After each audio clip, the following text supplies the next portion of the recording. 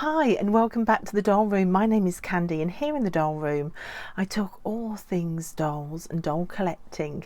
Now I've kind of sat on my laurels a little bit because at the weekend on Saturday it was Barbie's birthday, her 65th birthday, and I was busy doing stuff. It was Mother's Day here in the UK as well on the Sunday, so it was a busy weekend, but a belated birthday celebration today, and what better, I thought, to celebrate her birthday than to open my very first Barbie that I ever bought as a collector. So she was bought in Woolworths in Herefordshire when I used to work in a health food shop in Herefordshire, and I was on a lunch break. I was wandering the shops trying to kill some time and wandered down the steps in Woolworths to their base floor where the toys were, just to have a look.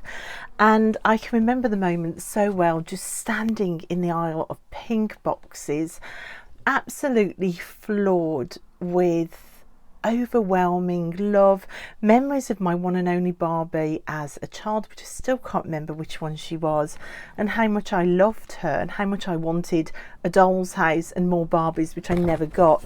So I made the incredible decision there and then to actually buy a pink box Barbie, and this was her. And I can remember running back through the streets of Hereford to show everybody at work, so I was so excited, and being amazed that they weren't as excited as me, and then driving my little van back to my parents' house after work to show them, and them just being a bit nonplussed about it. So I thought, let's open her, but why don't we do a then and now comparison? Now, I've got some fashionistas that I bought that aren't open yet. So now, I bought her because she's got the most amazing freckles, which I loved. Very, very different dolls, both sort of pink box equivalents. I think the pink box in the 80s and the 90s was equivalent to the fashionistas now.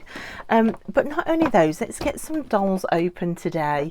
I thought, why don't we open this pet loving Barbie as well? You can see on the back there's this picture of her with all of the dogs in tow. So let's get her and her puppy out, balance the score with then and now. I'm going to reopen this one because this is a doll that I bought on a weekend when I was at my caravan in Wales. I was feeling a bit lonely. I had no dolls with me, and I drove down to the local supermarket to see if they had any dolls, and they had her on the shelf in the sale. So she's actually been opened, but let's get her out permanently and bring her out into the doll room. So that's what we're doing today. We are going to open some older vintage Barbies and some new Barbies as well to celebrate Barbie's birthday. Let's see if we can kind of keep the box intact. Oh yeah, that was easily done. So she comes with, I have no idea what that is. Is that some sort of nail polish? Oh, it's perfume. Fragrance for you. Oh, I wonder what, I don't think I'm even going to open that. I think I might leave that for a doll's house perhaps. And she comes with a pink Barbie brush.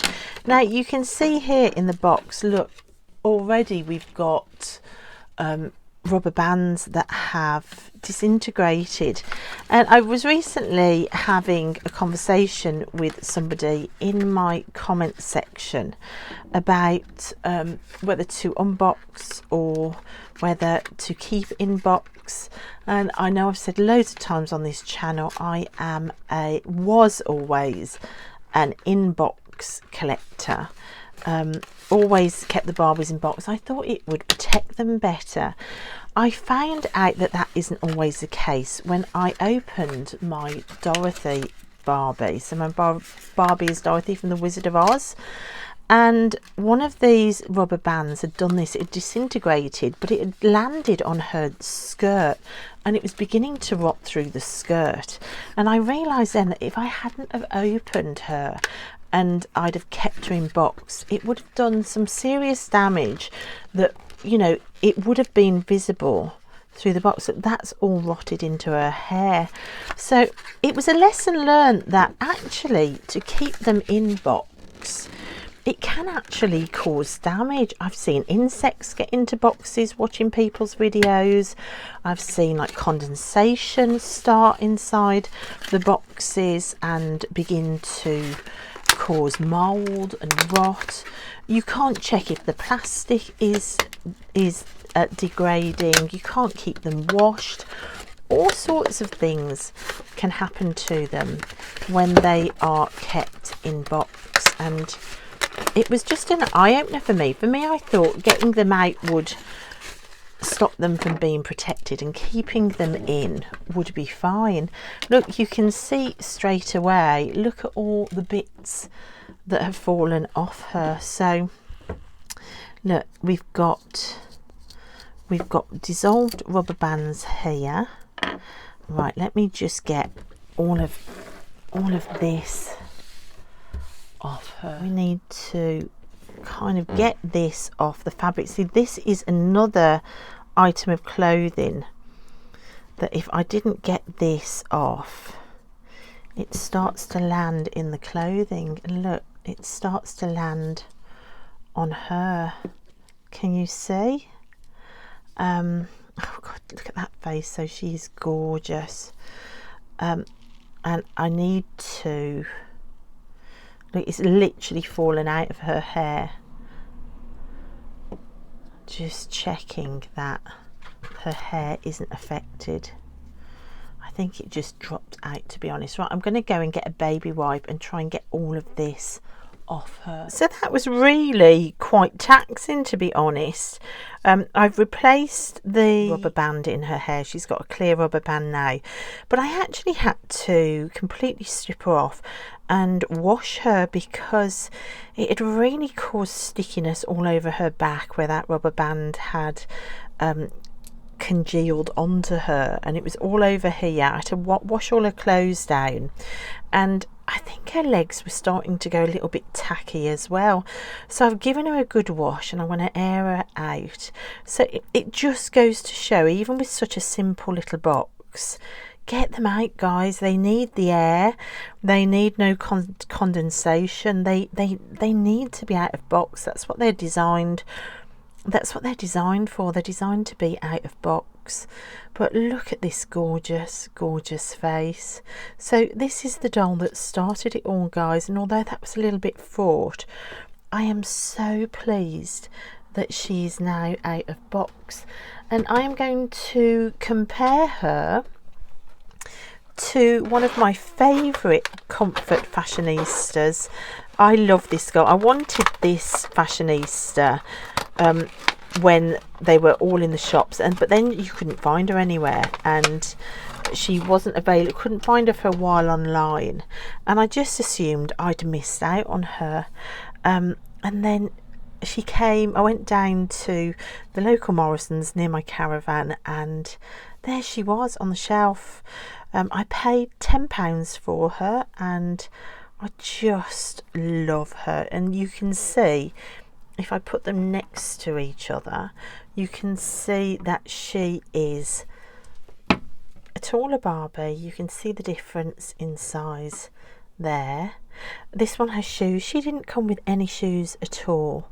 And of course, this is a testament to the bigger diversity now that modern day Barbie has, that she never had in the 80s and 90s. And I just think they're lovely. A modern day beach and a sort of 80s style beach there, if you will. So both gorgeous, gorgeous dolls. I just love them both.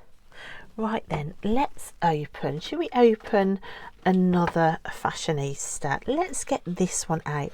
Now, this one is from this range here. Did I buy any others in the range? I've got this one, the curly haired girl. I also bought this one in the wheelchair. I really wanted this one with the dimples, but couldn't find her anywhere.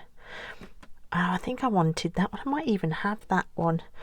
So yeah, I've got a few from this range. So, oh, and of course this is the range with the Barbie with Down syndrome, which I absolutely loved. I bought 3 of her. So this is Barbie. What number is she? She is number 206, and the reason I bought her is because of her face screening. Can you see she is speckled with freckles, and I just loved that. Now I don't like this box as much as I do this box. Oh, by the way, that the other Barbie was 180. I loved these boxes. We're back to a normal box for this one, so let's see how difficult. I think this is the first time I've opened a fashionista that isn't in one of those carry-all cases. I would actually quite like to save that picture along the top there, so I wonder if I can get in without destroying the picture. Oh my gosh, straight away I had no idea that she has got body freckling. Look, on her arms and on her legs. Oh, I love that. I think that's fantastic value. Now I got this fashionista when they all went half price at Smith's. I think I paid, did they go down to £4 or possibly £7? They were dirt cheap anyway. I drove over to my local Smith's and I grabbed what they'd got, and was just really excited. So that's why I've got a few fashionistas to unbox, because while they were that sort of price, I wanted to get my favourites. Like I say, the one with dimples was one I really wanted, but she was not in stock. Right, where is this wrapping around? And under there, and under there. Okay, she is finally free. She has these gorgeous sort of sea blue clear little shoes on. I think those are really lovely, and look, you can see the freckles are all on her body as well. She's just got this gorgeous face. It was the face on this and the freckles that really got me. I mean, look at that makeup. That is really beautiful screening for Barbie, I think. I love the freckles, and her dress has got this sort of double strap on, and it's kind of fitted. It's not one of those shirt dresses, and she also comes with a Barbie handbag, which of course is just for show. It doesn't open. But for a fashionista, I think she is pretty gorgeous. Her hair is crimped, so she's got quite a bit of hair. It does make her hair a little bit wild and untamable, but as somebody with wild and untamable hair myself, I'm okay with that. But I am stunned with the freckles painted on her and with how beautiful she is. Now you can see she is more similar in height with the vintage Barbie. Yeah, and she's just gorgeous. I love her. The name Amelia jumps out immediately for this one, Amelia. Now we're going to open. Can we deal with this?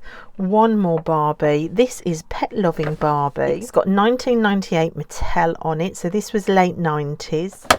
Right, let's just see how she's fared in box. I mean, the box is pretty bashed up, as most of my Barbies are. They were stored in bin bags in the loft for ages.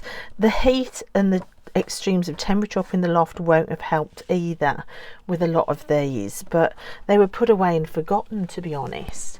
So let's move these girls out of the way and let's get Pet Loving Barbie open.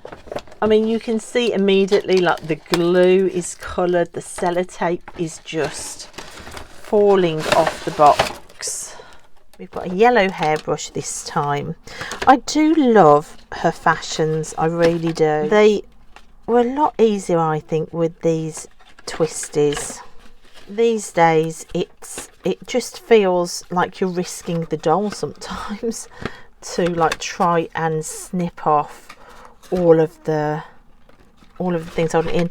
Now I can feel a dissolved rubber band immediately on this as I'm pulling it out, so I suspect underneath her bandana we have got a dissolved rubber band which would have gone into her hair. Look, yes, something that, there it is, look, see, can you see the bits coming off? Oh, it isn't a bandana, it's a blue rubber band, so that's dissolved. I could feel that immediately in her hair. So you can see, guys, these just, I think they really do need to come out. If you want to keep your Barbies nice and you've had them a long time, like I've had these, I honestly don't think it's wise to keep them in the box. Like, she is literally falling out now. So her dog is so cute. It's a soft-bodied dog, and it's on this chain, and you can see, look, there's a proper little hook there to hook it onto its collar.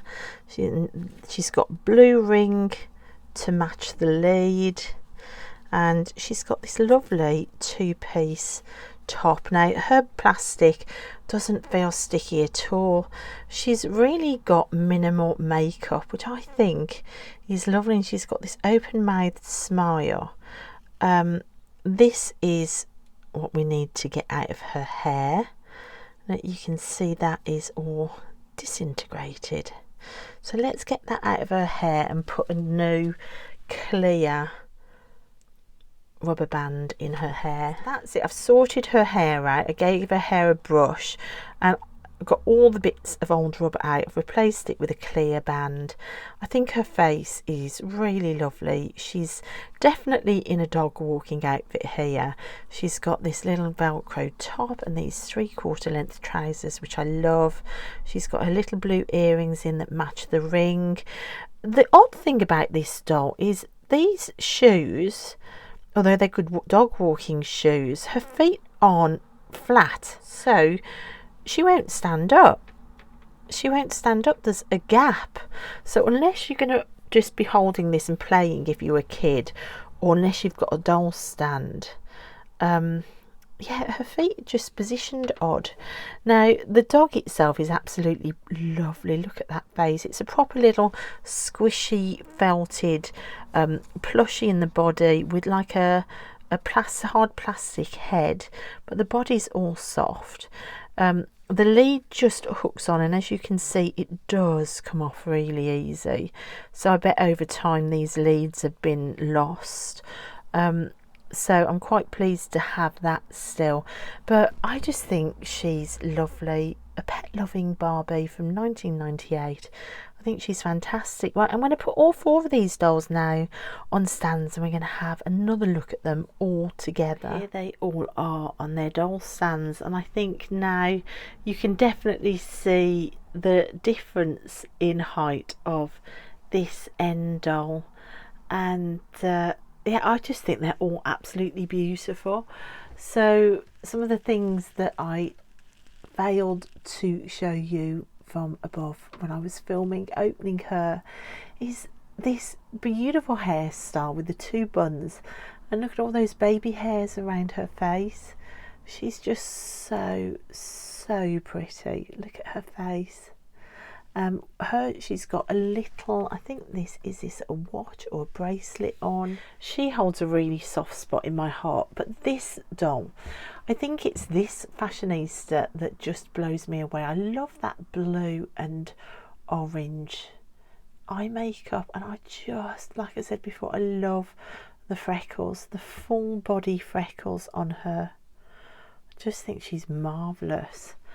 And then for nostalgia, of course, these 2 on the end win it for nostalgia. So Hawaii Barbie was, it's saying on the box 94, so it must have started more in the early 90s for me collecting than in the late 80s. So even my timeline is beginning to shift on me for how long I collected some of these vintage Barbies. But I think the lesson today is to get them out of box, guys. I am still learning as I go along as an out of box collector. It has really shocked me how much damage can happen inside the box. I suppose when you're keeping these things for so many years, like multiple decades, you don't kind of take into account like things degrading and things just wearing out just because. Although at nearly 55 I should realise that things just pack up because. But there you go, life lessons with myself and with Barbie. So which one wins out of these? If it was going to be a competition, which of course it isn't, honestly, I think for nostalgia value, of course my first Barbie means an awful lot to me, so she kind of wins for the sentimental factor. As an overall doll, I am blown away by this fashionista. I am absolutely blown away by her. I don't even think it's picking up on camera how pretty she actually is in real life. So I love her, and this one, I mean, I love the hair on this one. Yeah, I love them all. It's really difficult for me to pick when it comes to dolls because I really do love them all. And look, you've got different arm positions. You've got two bent arms here, straight arms and straight arms there, and then you've got the one straight arm and arm on hip. So you run the gamut there of Barbie arm positions as well. I didn't mention it as well, Hawaii Barbie comes with the snap and click knees, which I was really careful doing because you just don't know whether the plastic is going to break now. So they're all out of box now, just to find somewhere in the doll room to put them all. We're getting there, guys. It's another 4 dolls unboxed today. Happy birthday, Barbie. Thank you for growing up with me and just for being the doll that delighted my soul that day in Woolworths. What a moment we had together. So thanks, guys, so much for watching, and I'll see you next time in the doll room. Bye.